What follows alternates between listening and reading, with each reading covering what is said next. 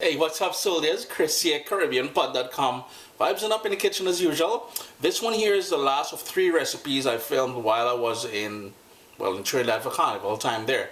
Mom and Dad again sharing the knowledge. 75, Dad is 75, Mom is 70, and they're still willing to pass on the knowledge. So leave a nice comment down below there for them. This one here, vegetarians, vegans, you're gonna like this one, and quite honestly, it's gluten-free as well. Quite honestly, I believe it's one of the top 3 vegan vegetarian recipes you'll ever have. Chataigne, breadnut, Katahar. We're doing curry Chataigne. Yo, it takes a bit of work to do. The video may be a bit long, but I assure you, it is one of the most tastiest dishes you'll ever eat. So vibes it up, man.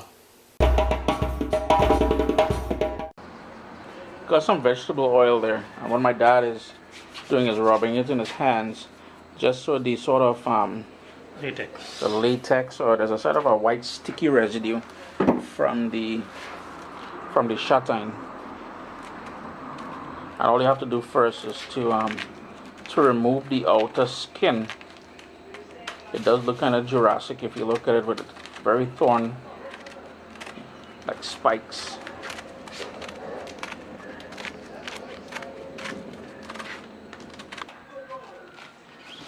Now you cut it. It's in half. Just cutting it up into pieces now, probably like quarters, I think. Less than quarter, maybe 8.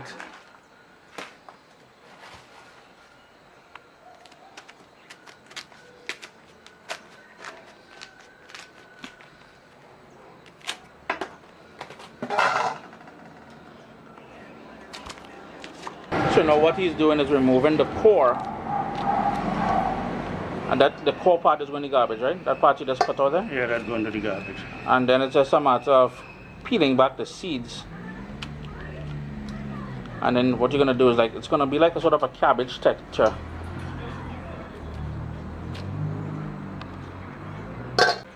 And all he's doing is shredding it into small pieces. It's very labor intensive, but it tastes really nice once it's done cooking.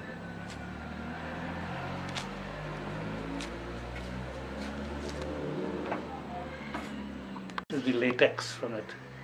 So there you can see the sort of milky residue I was talking about. If you get that on your clothing or your hands or anything, it will stain it for sure. It's very sticky as well. That's the same thing that's used as lagli? Yeah, but from the tree. Oh, okay.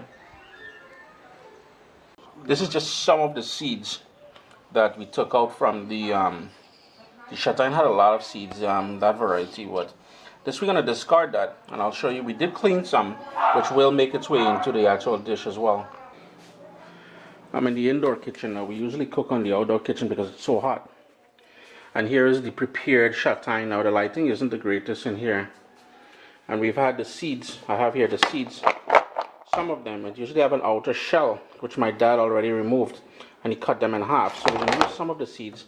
And here he grated coconut to make coconut milk, because the whole idea is to cook this down in coconut milk. So it's going to get that wonderful coconut flavor. Fully vegan, vegetarians, you're going to like this one. Gluten-free.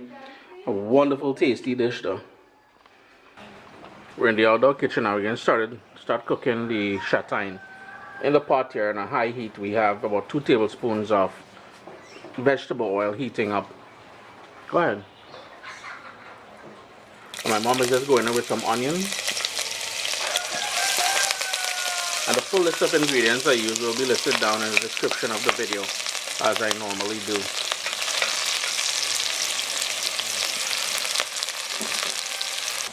Now she's just going in with curry powder. And you can use your favorite brand of curry powder. Now if you're doing this gluten-free, what I may recommend you do is check the label of the curry powder that you use, because some of the curry powders, they tend to have flour as a filler, and a lot of people don't realize that. So if you're going with a gluten-free diet, you'll want to pay attention to that.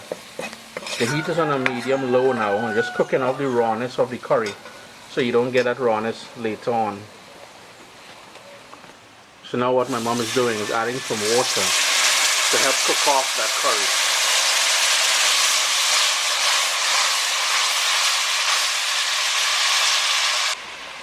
garlic. Now she's adding some garlic and some Scotch bonnet pepper. And that, you can control how much of the Scotch bonnet pepper you use in there, or use any type of spicy pepper that you like, or leave it out altogether. It's totally up to you. We're just going to cook that off now till we come back to seeing the oil that we started off with. But she's going in now with some anchar masala. This is one of them traditional curry dishes. And now she's adding some roasted jeera, which is roasted cumin. So you notice all these flavors you're getting from that already from the start. And you can tell the water is already burnt off. So you're getting a nice thick slurry now. And what she likes to do is also add a tablespoon of Caribbean green seasoning. I have a recipe for that Caribbean green seasoning on my website, and basically it's a blend, a sort of a puree, or a tablespoon and a half of all the herbs that we like using in the Caribbean. And this is the prepared chataignes now. And one of the things I forgot to mention earlier is that it has been washed. So now it's going to go into the pot after the curry has cooked down, or fried down as we say. And then chicken and them trying to be in people's video as well. They don't realize it could end up in the pot then. Now it may seem like a lot, but it's going to cook down. It's almost like cabbage. It takes a lot longer than cabbage to cook though. So it will seem like a lot, but it will cook down, and the pot will be big enough.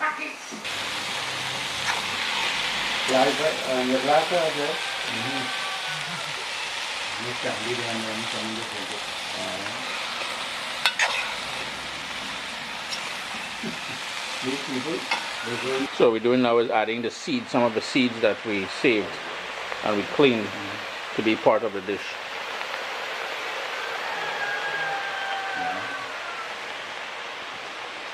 So all we're doing now is adding salt, and again the full list of ingredients will be listed down below.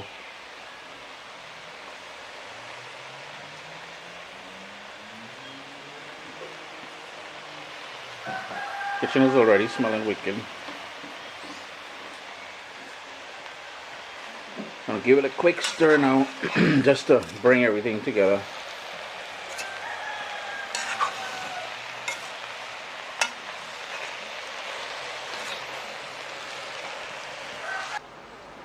So we're just getting the coconut milk ready. So they have the grated coconut. My mom is just putting water in there, and then we're going to squeeze it out to get the coconut milk from it to add to the curry dish that we have going on there.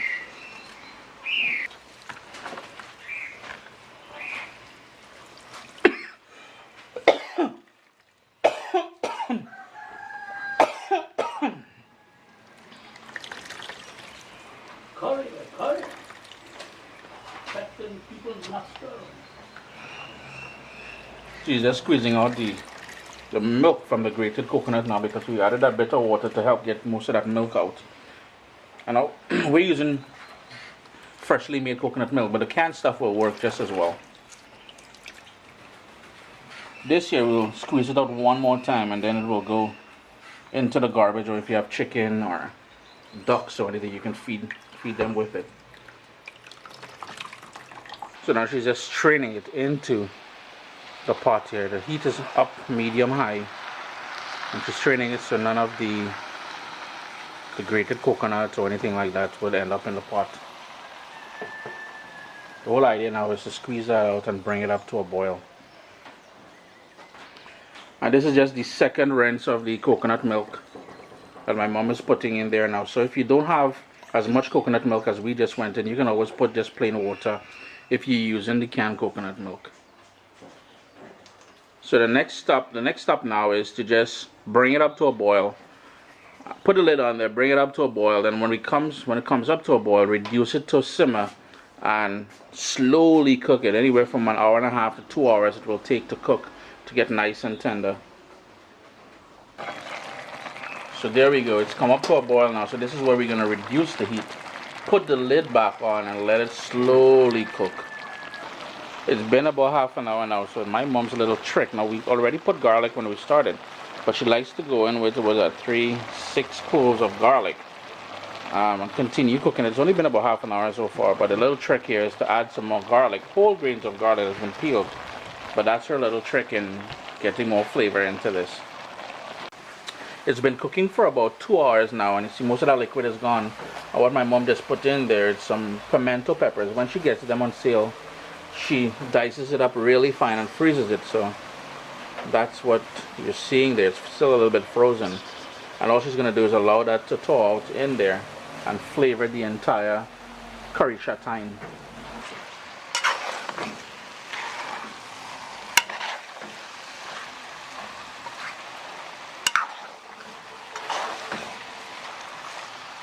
Near the end, it still has about 10 minutes to burn off all the liquid. What my mom is doing here now is putting some more jeera, which is roasted cumin.